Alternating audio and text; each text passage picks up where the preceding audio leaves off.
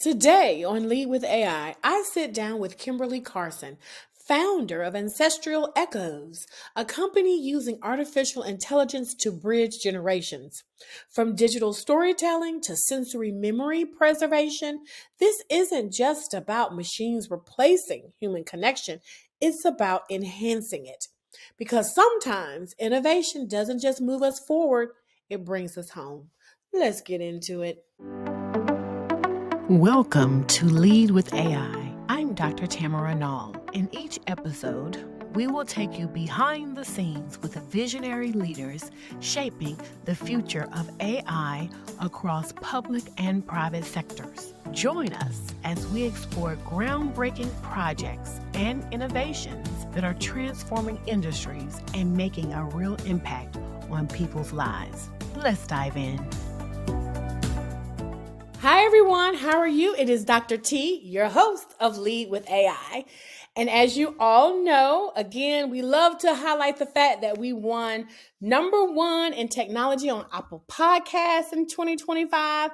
And then we recently heard that we, drum roll please, won the W3 award for storytelling with our podcast.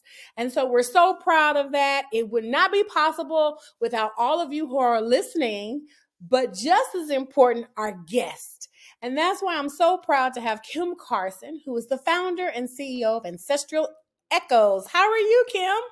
I am doing wonderful, Dr. T. Thank you for having me. Absolutely, absolutely. And I have to ask, where are you now? We love to know, where are our speakers? I am in a small town called El Pescadero in Baja California Sur, Mexico. Wow, that's amazing. We can only hope and dream that one day we can too. But I am so excited. So, our mutual friend Jen connected us, Kim, and I was so excited when we spoke because you talked about Ancestral Echoes, and I was just so excited about having you on here. So thank you, and we look forward to learning more. Thank you so much. Absolutely. So let's start with you. Who are you at your core? What's the passion that you have? And talk us through this journey about Ancestral Echoes and how you came up with the vision and why it's so important.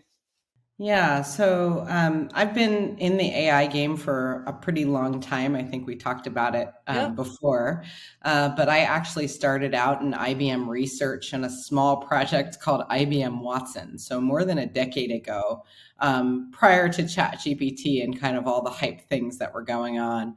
And one of the things that was really interesting to me always was how we could use AI to actually get to the core of who we are as humans. Mm-hmm. And one of the things that's really important to me is our idea of humanity around memories and legacy and who we are as people and how mm-hmm. that actually helps us define who we can become. Mm-hmm. So at my core, I think I'm just someone who believes memory is a form of power. Mm-hmm. Ancestral Echoes began with a practice I just do with my mom. So every morning I was sending her a prompt. It was just something, sensory and open-ended. Like one of the prompts that I loved, I sent to her was, what did a Sunday morning smell like in your childhood? Oh man. And my mom would send me back some replies before she would reply. She would think about what she was going to say, but her short form replies were like, thanks for the therapy, kid. And that really stuck with me because it really wasn't about nostalgia. It was about like healing and witnessing and connection and us building a bridge with the past. And so at the same time, I had left IBM and I was consulting with AI startups, and they were really busy mining indigenous knowledge systems for insight and data, really around stuff like climate change and things that they realized hadn't been captured in history books. And I realized they were so busy trying to preserve the distant past that they were ignoring the wisdom that was happening right now. Mm-hmm. And here I was working with my mom, and we were creating a tool that could honor this like living memory, like the Mm-hmm. in the moment stuff that was happening. So that's where Ancestral Echoes came from.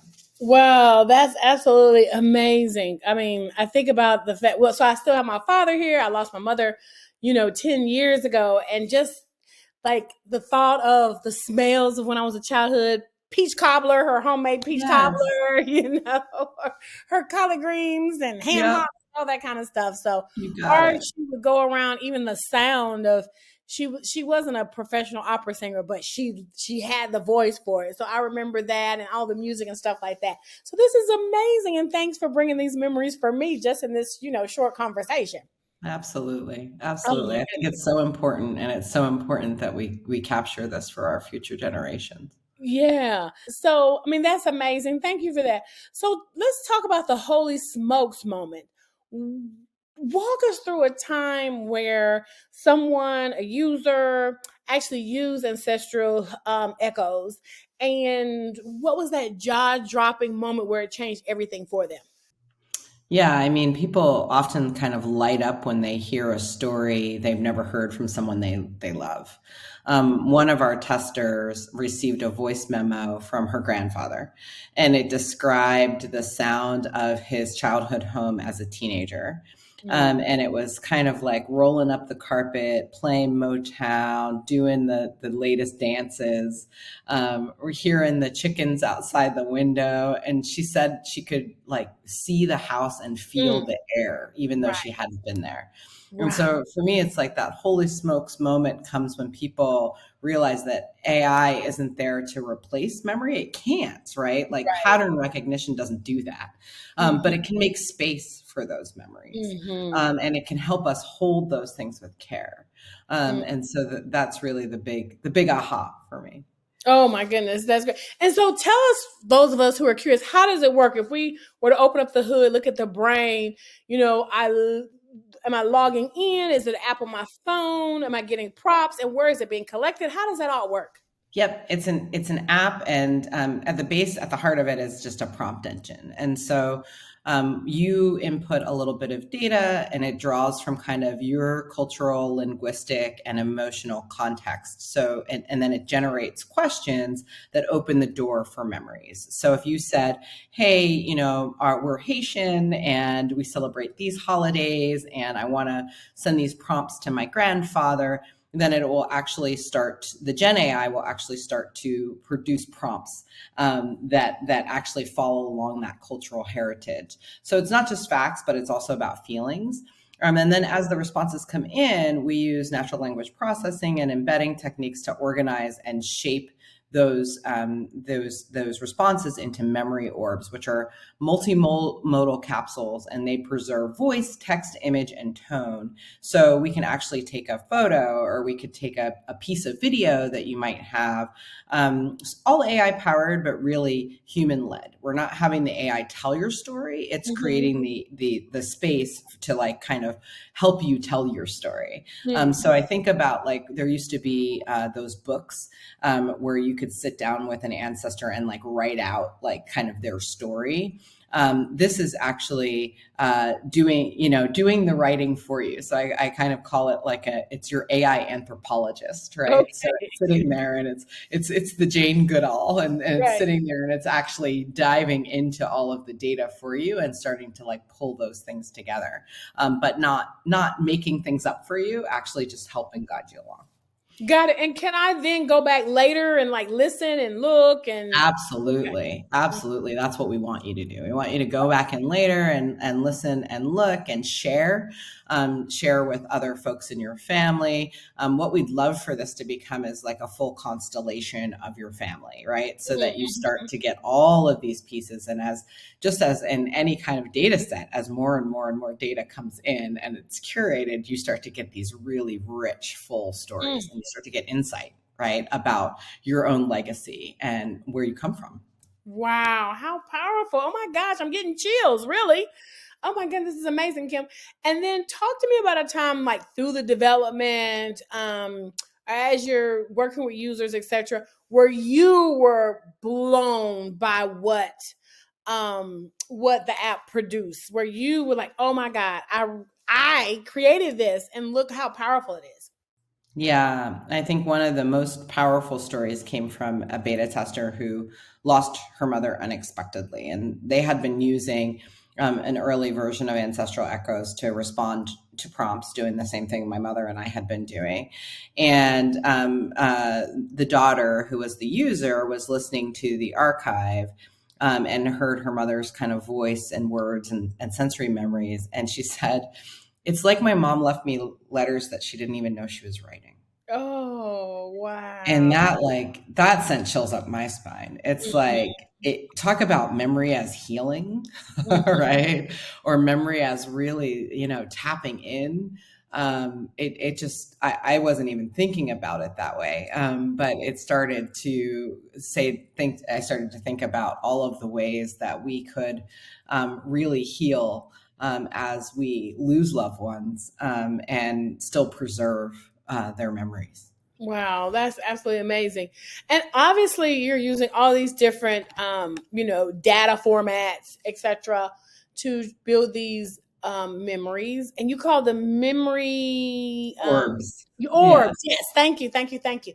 So how do you think about ethics, and what are the ethical considerations that we must think about when we think of like ancestral echoes? Yeah, so we're like, I'm an ethics girl by training, right? Like, so that's kind of a part of my AI background, and so I'm really mindful about data. I'm really mindful about memory and voice, and we're built on the complete principle that your stories belong to you, full stop. Right. So we never use generative AI to alter or fake someone's voice. We're trying to avoid the uncanny valley, right? Like, we don't want to create a rendering of a ancestor for you. We don't extract your data. We don't sell it.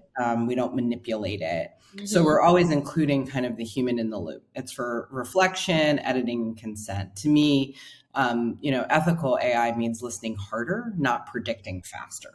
I love that. I love that. And the fact that, like you said, you're an ethics girly when it comes to AI. Yeah. And we all need to be. And I love it when founders say that they kept ethics in mind from the beginning, because it's so Yes. important. It's so important. Now, let's talk about the big future. I used to say, oh, 5 years from now, but with AI, the future can be in an hour. So, Right. so whatever time frame you want to use, what do you see as the big future for Ancestral? So let's talk about the big future. I used to ask, okay, 5 years from now, but with AI, as you know, the future could be an hour from now. It could be 10 Sure. minutes from now. Yeah. So talk to us about the big future of AI, particularly when we think about ancestral echoes.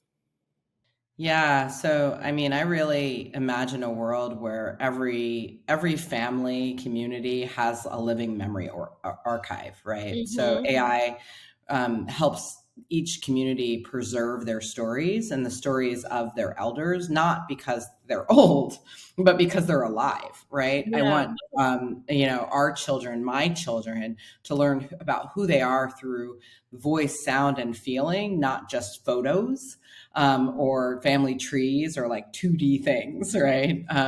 So in the future, I think memory is like a public good. It's like storytelling becomes ritual again. And AI is just a quiet partner in our practice around storytelling and ritual. Yeah, I'm feeling that, like, deeply in my heart. I'm feeling it. And my sister and I had talked about the fact that while my father is still alive, we need to get his childhood stories and get all of that. And so now we have an app that can help us with that. So that's exciting. And we'll try to look for, I think we have a couple of voice memos of my mom. So hopefully we can integrate that in Yeah, there as well. absolutely. Now, our guests are very curious. They like to dig right in. How can they, if they wanted to get a feel for use Ancestral Echoes, how can they do that this week? Yeah, we already have early signups going, so Okay. you can go to ancestral-echoes-signup Okay. lovable.app, or you can go to my website, which is kimcarson.world, and there's a link there that will get you going, and we'll help you ask the questions and help you start to remember. We'll start to send you prompts ahead of time. One of the prompt for today was, what did your grandmother's hands smell like? Which I love. Oh, wow. And so, we really want you to start now. Choose somebody in your life as a chosen family member, an elder, a friend. Ask them a sensory question today, and start the archive right now. With the app, without the app, we'll figure it out.